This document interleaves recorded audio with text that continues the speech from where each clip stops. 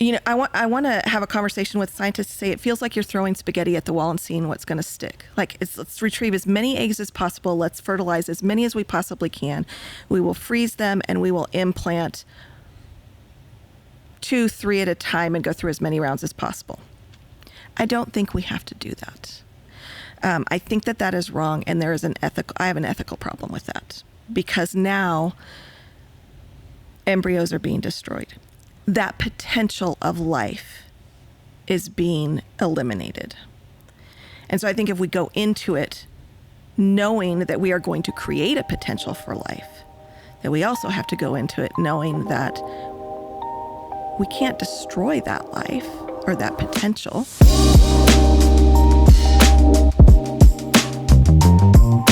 Hi, I'm Stacey McLaren. I'm John Beeson.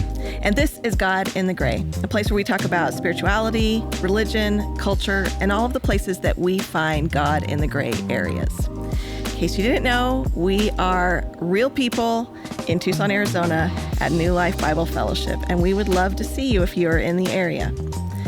This is our conversation. We invite you in. We want you to be a part of it. Today, we're not going to talk about an easy topic. It's in vitro fertilization, or IVF. We know as leaders, as pastor, ministry leaders, that women struggle with miscarriages. We know that couples struggle with infertility. It can be one or the other or both. And there is a broken heartedness in that is almost indescribable unless you've walked through that. And yet it seems as though the church is always trying to get in the way of IVF treatments. There seems to always be news about one religious group, a church, trying to put a stop to IVF. Why? Why does it feel like we are standing in the way of this? Yeah, and I just would say, like this is, if you're listening to this video, if you're watching this video, my hunch is that there's heartache here for you on a real level, and you're searching for answers. And I'm sorry that the church has tended to just be so tone deaf. Now, what's interesting is, as we have this conversation, I feel like there's tone deafness on both sides. Mm-hmm. You have a culture that in general just seems to assume technology is good. And so technology is the solution. And if there's a solution, then you just grab for it. And the church has tended to just be almost Luddite in its response of no, that's, you don't get involved in God's stuff, right? And I think that the answer is really complicated, and that as we navigate this, the reality is I think kind of both sides have tended to get this wrong. And I want to just be really honest, as even speaking into this issue is an incredibly difficult issue with all sorts of potholes on both sides. Mm-hmm. And to navigate it well requires tremendous humility, sensitivity to God, and openness to kind of what truth is in this. And so as we navigate this, I just want to be really honest. You're actually far more the expert in this than I am. You've kind of navigated this and kind of done significantly more research than I have. So in a way, I kind of want to kind of back off a little bit, and have this conversation together. So if you don't mind, can I just begin to ask you these questions? Sure. So what currently are the practices? We're talking about America right here, right? Mm-hmm. What are the practices in America of IVF, and which of those what of those practices are concerning to you? And then the flip side, well, actually, maybe let me flip the question. What about IVF can be God honoring and good? And then what are the practices and which of those practices actually concern you. Right. I think one of the God-honoring ways, and I will say this, whether a physician or a scientist believes in God or not, I believe that God gifted each person on this earth with talents, and those physicians and those scientists, he has given such great intellect to figure out how to not only enter into this world of conception outside of the womb, but to do it in a way that is actually fairly safe, when you're looking science-wise, and has become routine. It takes tremendous time and effort and experimentation, and that is where it starts to get sticky, but to get something to a place where it's done safely. I honor the gifts that have been given to these men and women of science that have figured this out. There's a beauty in that. Because I do believe that in many cases without this, women would not be able to give birth to their own child or another child. Where I think we can improve, this system is broken, tremendously broken, and it is driven monetarily. It is so expensive to go through just one round of IVF. And we're talking tens of thousands of dollars for something that may or may not work. So that's the first part that's broken. The second part that's broken is it's almost as if, I want to have a conversation with scientists to say it feels like you're throwing spaghetti at the wall and seeing what's going to stick. Let's retrieve as many eggs as possible. Let's fertilize as many as we possibly can. We will freeze them and we will implant 2, 3 at a time and go through as many rounds as possible. I don't think we have to do that. I think that is wrong, and I have an ethical problem with that, because now embryos are being destroyed. That potential of life is being eliminated. And so I think if we go into it knowing that we are going to create a potential for life, that we also have to go into it knowing that we can't destroy that life or that potential. And again, like you said, it is a very sticky subject. Where I think we can do better is I think that we can reformat the system to say, let's look at how we're going to help a husband and wife flourish and seek the betterment of all life from conception to birth by working hand in hand with these fertility doctors to say, okay, we'll just say, Miss Smith,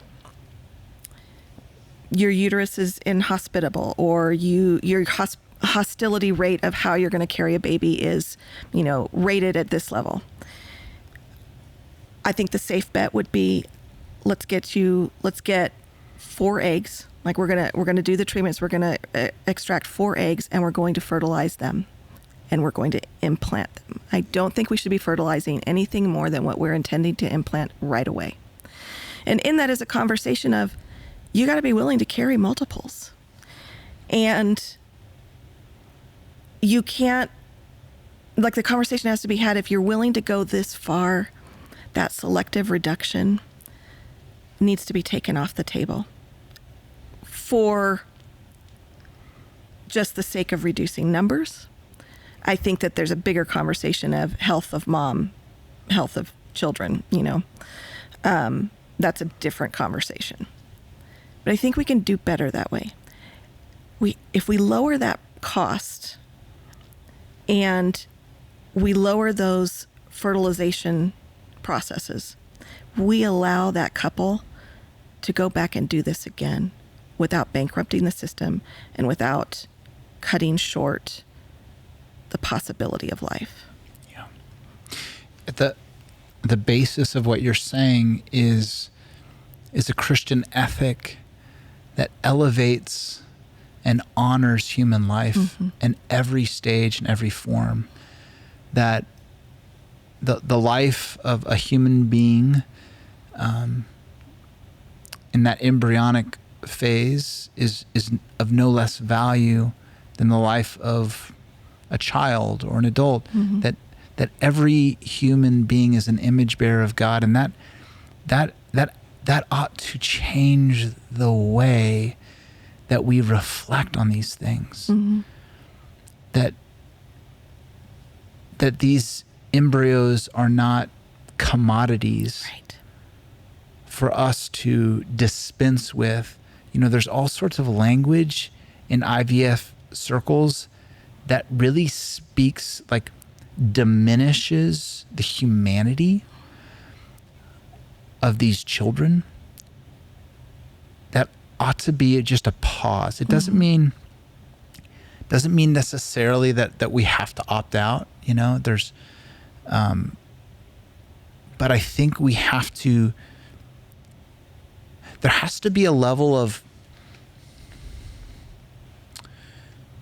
involvement and almost assertion of a Christian ethic of a mom and dad stepping into that process that almost supersedes the presumptions of the industry itself. Correct. Which is an industry that commodifies human life. And that's just a dangerous thing. Now, let me speak to the positive side of that too. Actually, let me let you speak to the positive side. Because there's ways actually that people can step into, there's I don't know how many, there's many embryos now frozen through IVF centers. Like, how can a Christian respond to the treatment of those tiny human beings? Yeah. So at New Life, we are huge proponents of adoption. And we enter into the foster care system in many different ways. So I want to say first, like adoption, we are cheerleaders. And yet there is sometimes, well, I would say in almost every female, there is that innate drive to want to carry and birth a child. Well, there is this great opportunity, and we'll post links in the show notes of some organizations who they've actually purchased these embryos, that were going to be destroyed, and they take them and care for them, and you can adopt those embryos and carry. Yes, they are not your husband, they're not your own DNA, but that is a child that you can nurture from the get-go, and the opportunities are boundless there. And that is one way that we can start to make a shift in the system and start to make a shift in our thought process towards it. There is embryo adoption. They are very ethical in the way they approach that. It is not usually a multiple implantation.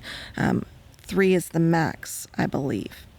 The price is a little bit lower, not a ton, but a little bit lower. You're taking out the extraction process, so it lowers the price. I do think that we still have to open up that conversation, that we've attached IVF to the abortion conversation, and that has created places where physicians don't want to help with IVF because they're fearful that they may go to jail if they don't do something correct according to the abortion laws that have been put into place. So I think these are nuanced conversations. I think that they are policy conversations. But I think if we're going to advocate for adoption of children in the foster care system, that we can advocate for children, for embryos that are being held and stored. Like, there is a beauty to that. Just even thinking about it, I'm getting goosebumps of the families that are waiting right there to be had. Yeah. And what that God sings over those potential lives, and he rejoices in what is to come, and he laments over what is not to be. And I think as a church, as pastors, as ministers, we can walk through this with couples in compassionate ways, and we can help them process the concerns and the ethics of it. And we can say, I'm going to walk with you, whatever you may choose, and we will process this together. There is no couple in the world going through this that should have to walk through these hard conversations by themselves. Yeah, well said. Well said. I just want to circle back to where we began and just state, like, with empathy, my sorrow. Like, I haven't walked through this myself personally. I've walked alongside many couples who struggled with infertility, with these questions of do we do IVF or not? And I just would say, I'm so sorry that I know how isolated that you can feel, because there can be the sense that I can't talk about this thing in my small group. I can't share this with my pastor. It's not safe there. And yet I know that if I go to a fertility doctor, that the way in which they're going to have that conversation, it doesn't feel right in my soul in terms of their own ethical compass just seems off. And so I'm so sorry about that. I just want to say, like, may we be the best place to have these conversations, places where we can navigate the challenges of this question, the comfort, the care for one another, and then also recognize our assumption as Christians in all matters is that our morality will cost us something. Mm. The ethical cost of living in a Christ-like manner will cost us something at every turn. Yeah. From the way in which I shop, to the way in which I navigate sexuality, to the way in which I parent. All of these things and so many more have a cost as we consider these things. And so let us not be flippant. Let us not presume the world is going to do that thinking for us. It won't. It won't. Our presumption actually probably ought to be that the cultural currents of whatever we're talking about are probably drifting away from the cross. Yeah. We know this is a hard subject. And again, like we've both mentioned it, neither one of us gone through this. And so we just want you to know that, again, if you are here in Tucson, whether you're walking through this or not, we would love to meet you in person. Please come by. If you are online and you have questions or concerns, or you just want to state your feelings, please leave them in the comments below or send us a message. Again, if you hit that like and subscribe button, you won't miss an episode. And we do want to invite you into these conversations that come. Thank you for joining us.